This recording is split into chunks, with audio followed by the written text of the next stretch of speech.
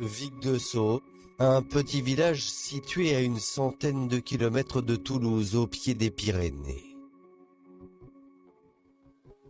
Ce vendredi matin du mois de mai 2012, les habitants sont à 1000 lieues d'imaginer qu'une terrible découverte va bouleverser leur tranquillité.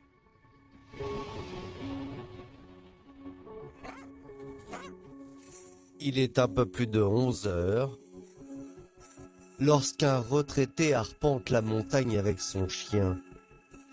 Il cherche des morilles. C'est la pleine saison.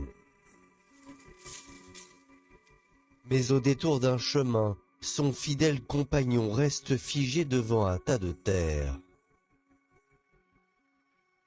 L'attitude de son chien l'interpelle, puisqu'effectivement il gratte la terre, mais bon, a priori, ce monsieur laisse faire le chien, puis s'approche tout de même un peu inquiet, un peu surpris. Et quand il rejoint son chien, en fait, il voit que son chien a la truffe sur un crâne. Le retraité est dubitatif. Est-ce un crâne animal ou humain? Aussitôt, il prévient la gendarmerie. Ce matin-là, c'est Thomas Gobateau qui est de garde. Le policier décide de se rendre sur place.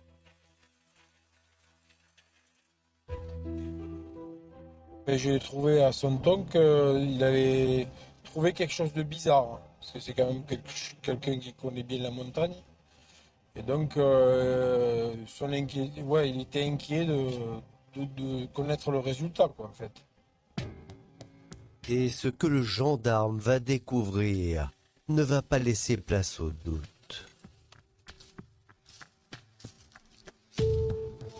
En fait, en regardant de plus près, je me suis aperçu de suite qu'il y avait une paire de chaussures donc, qui était à demi enterrée. De suite, j'ai bien compris qu'il s'agissait d'un corps humain, quoi. Un corps humain dissimulé sous les branchages. Voilà qui n'est pas banal. Mais que fait ce cadavre au beau milieu de la forêt? Voici le début d'une affaire hors norme, une histoire insensée pour un crime d'une rare violence.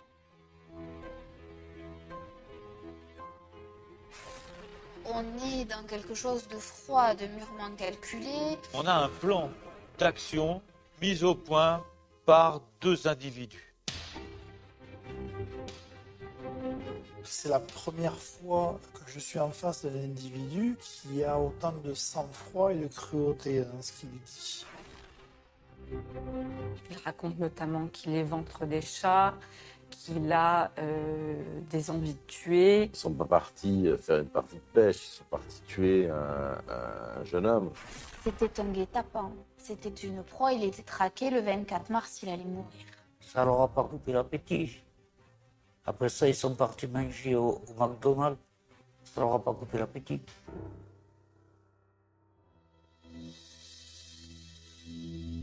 À Vic-de-Sceaux, la découverte de ce corps intrigue les gendarmes. Le cadavre semble avoir été enterré là depuis déjà plusieurs mois. Il est en état de décomposition avancée.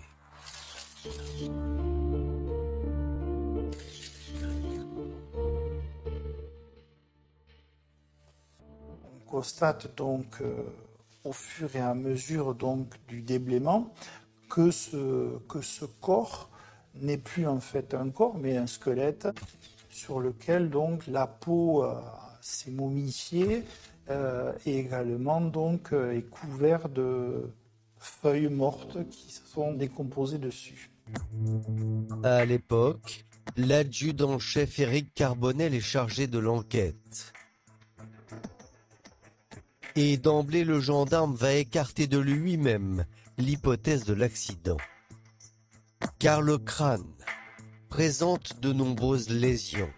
la mâchoire et le nez sont cassés.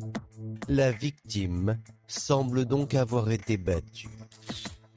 Et plus surprenant, ces hommes découvrent des restes de cendres et des morceaux de papier calciné, comme si quelqu'un avait voulu brûler le corps. C'est trop tôt pour imaginer effectivement un début de scénario, mais en tout état de cause, pour nous, la piste criminelle ne fait pas de doute. On est face à un ou des individus qui ont donné la mort à un autre et qui vont, au-delà d'avoir donné la mort, avoir eu un certain sang-froid, puisqu'il y a une crémation qui n'est pas anodine, puisqu'elle se porte sur les parties qui permettent d'identifier le corps. La crémation, les dents arrachées, aucun papier d'identité au sol, autant d'éléments qui montrent que le ou les tueurs ont tout fait pour que la victime ne puisse pas être identifiée. Il y a pourtant un indice auquel le ou les criminels n'ont pas prêté attention. C'est une bague retrouvée sur l'annulaire de la main droite de la victime. Pour autant, cela ne va pas permettre d'identifier le cadavre. On ne sait même pas si c'est un homme ou une femme. On ne sait rien en fait, on ne sait pas de qui il s'agit. Donc avant même de se demander comment, pourquoi, on va chercher à savoir quelle est cette personne. C'est l'autopsie qui va apporter un début de réponse. À commencer par les circonstances de la mort de la victime. Et le moins que l'on puisse dire, c'est que la volonté de tuer ne fait aucun doute. À Toulouse, au centre médico-légal, le médecin légiste révèle qu'au moins 6 coups de couteau ont été portés à la victime, dont 2 ont été mortels. Un à la tête et un dans le dos.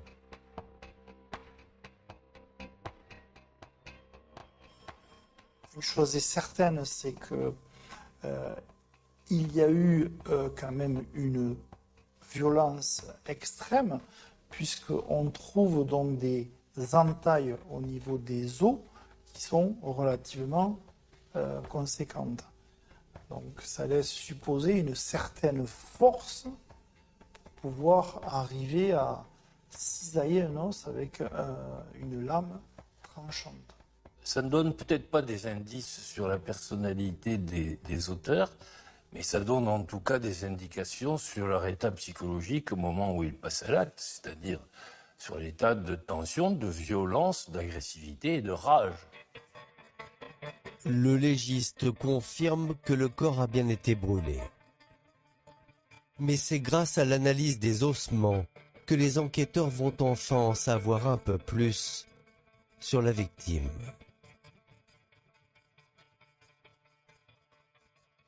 On remarque qu'il s'agit d'un homme déjà, qu'il a entre 20 et 25 ans, donc assez jeune, et qu'il fait à peu près 1,70 m et qu'il est de type caucasien.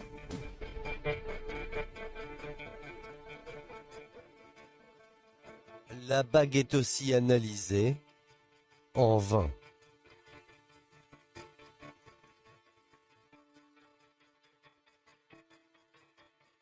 C'est une chevalière sans valeur marchande, on va dire, et avec ces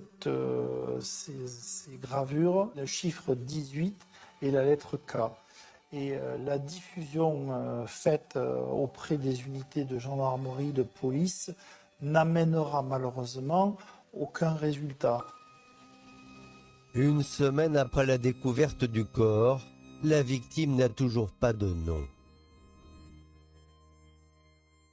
Dans la région si paisible d'ordinaire, la terrible nouvelle commence à faire du bruit et l'inquiétude a gagné les habitants. Un meurtre aussi violent, c'est du jamais vu. Il y a eu de multiples rumeurs. mais effectivement, les gens avaient peur d'un tueur en série.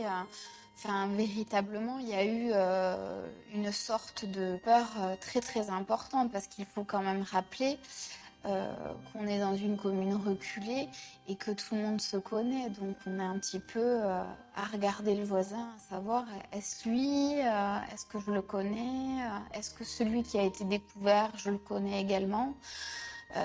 Ça a beaucoup remué et même au-delà de Vic de Sceaux. Faire taire les rumeurs, c'est maintenant l'objectif des gendarmes. Et ils vont avoir de la chance. 1 mois après la terrible découverte, un résultat d'analyse va permettre enfin de mettre un nom sur le cadavre. Incroyable, l'ADN retrouvé sur la scène de crime match avec celui d'un jeune homme enregistré dans le fichier national automatisé des empreintes génétiques. Un rapprochement est fait avec un individu qui se nomme donc Cellier Kevin. Je ne vais pas vous dire qu'on fait youpi, mais...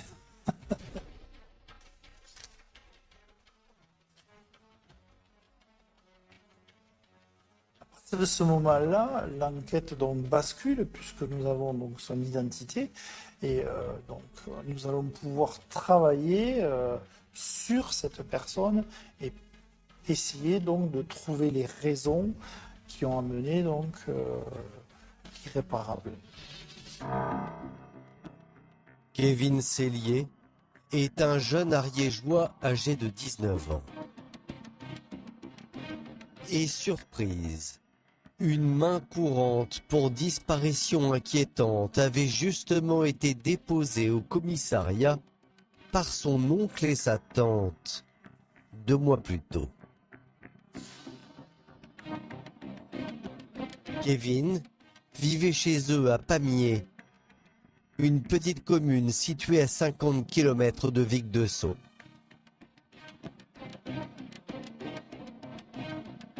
Les gendarmes s'y rendent pour leur annoncer la terrible nouvelle.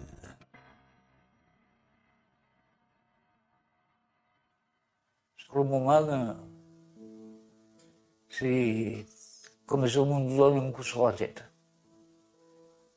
Vous êtes assommés.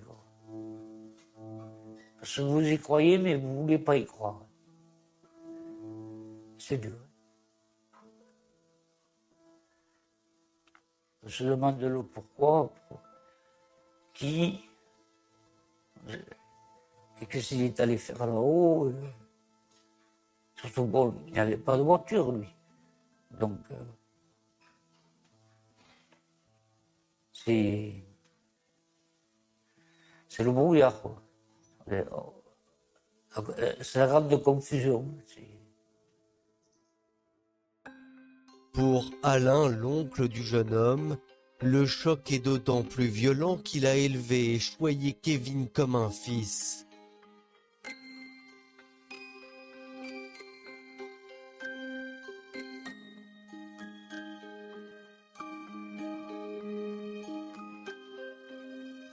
Comble de l'horreur, en raison de l'état dégradé de son corps, Alain ne pourra même pas revoir son visage une dernière fois, ni lui dire adieu.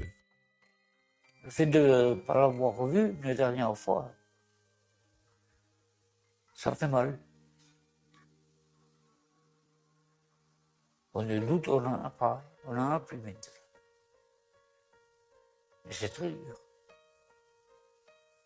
C'est comme vous ramène une boîte fermée.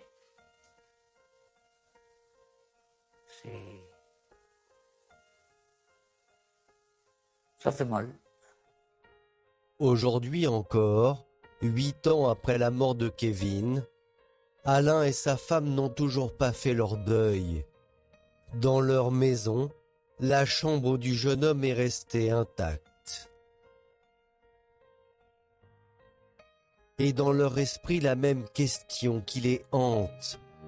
Pourquoi a-t-on assassiné leur fils de cœur ? Ah, c'était quelqu'un qui était très volontaire. Même à la maison, tout ça, il était bien, quoi.